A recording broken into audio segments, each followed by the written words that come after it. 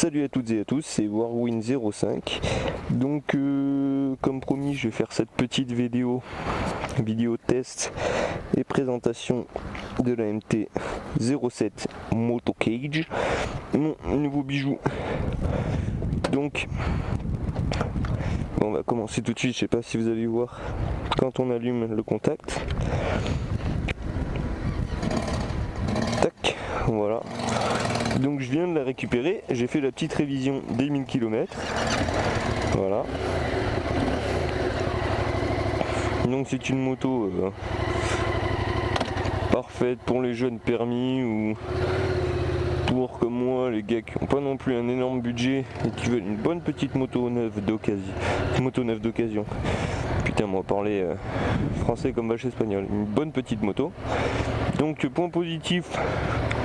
Rien que sur le compteur, on va commencer. Donc c'est un compteur entièrement digital.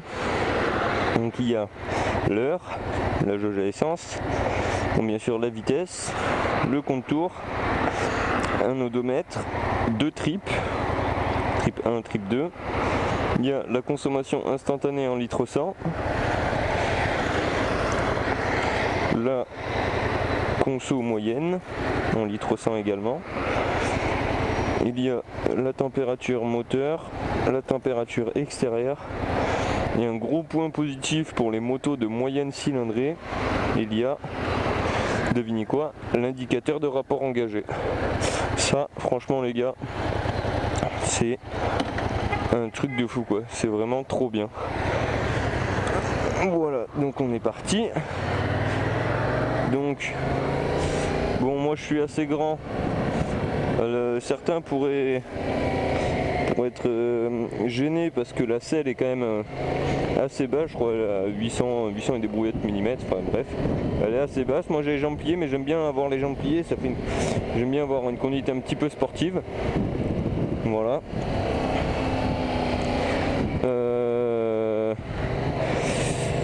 Qu'est-ce qu'elle a de spécial par rapport à ses concurrentes?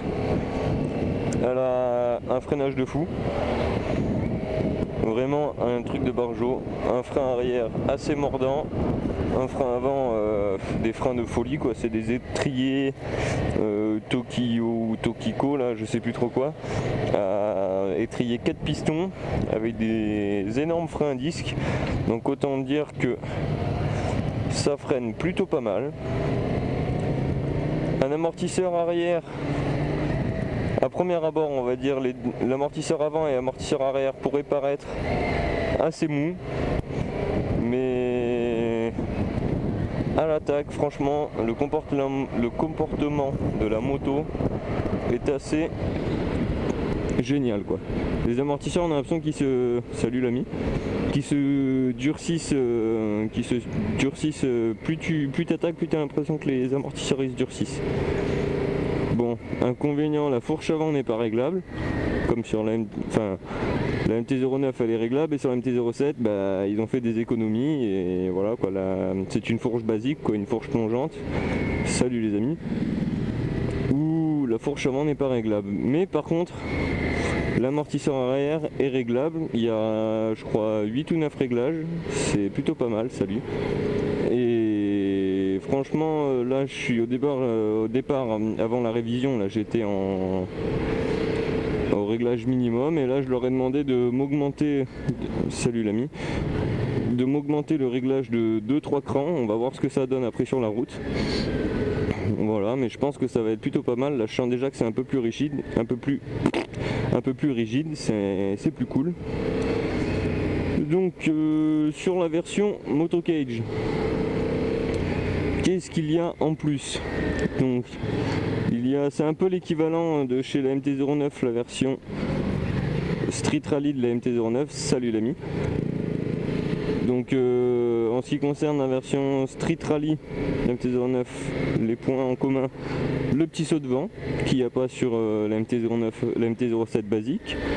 Il y a les petits protège-mains là, comme sur la MT-09, mais sur la MT-09 ils sont blancs.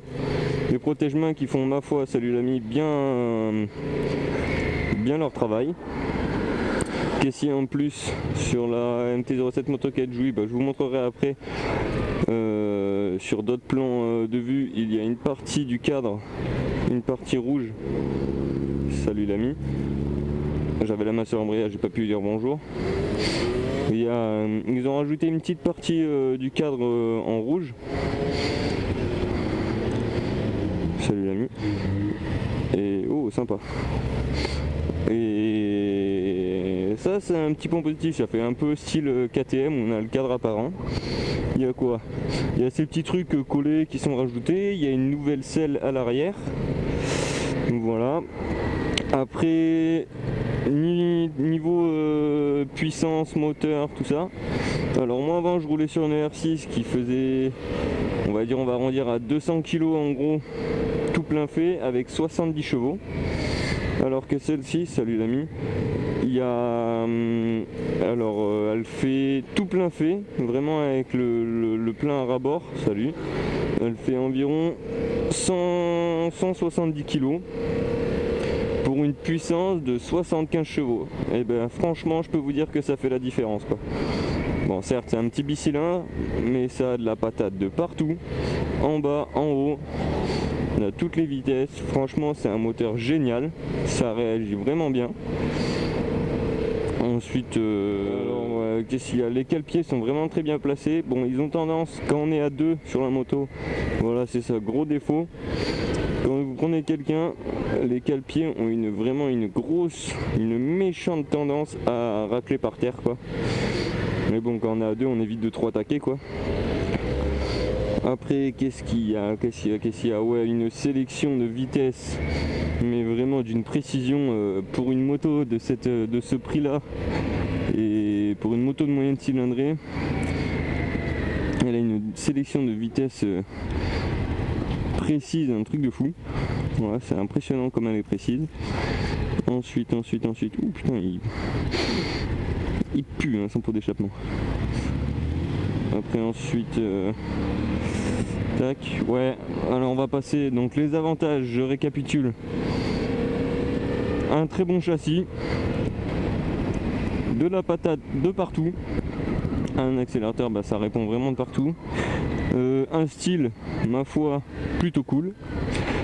Son prix, 6500 € dans la version Moto Cage, enfin 6600, 6599. Sa maniabilité, un guidon HC large qui offre une maniabilité de barjo.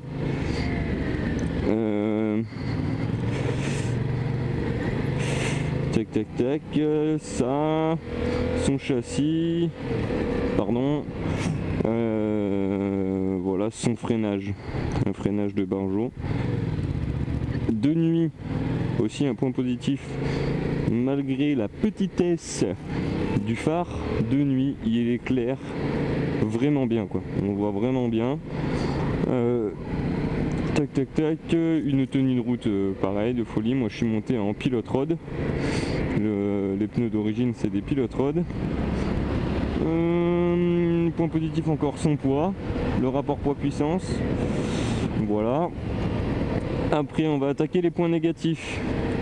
Alors en point négatif de cette moto, qu'est-ce qu'il y a?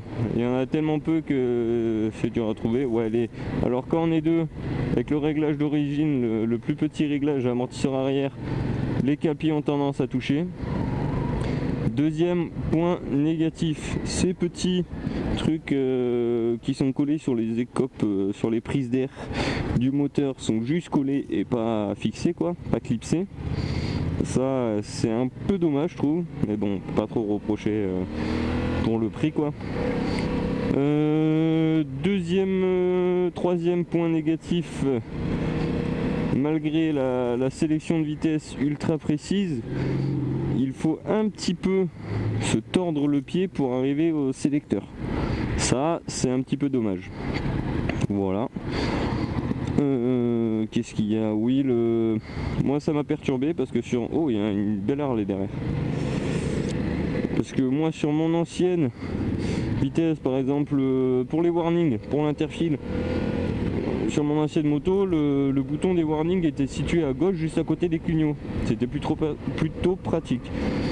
Que là, il est situé à droite et il n'est pas accessible avec le pouce, quoi. Il faut lâcher l'accélérateur pour pouvoir accéder au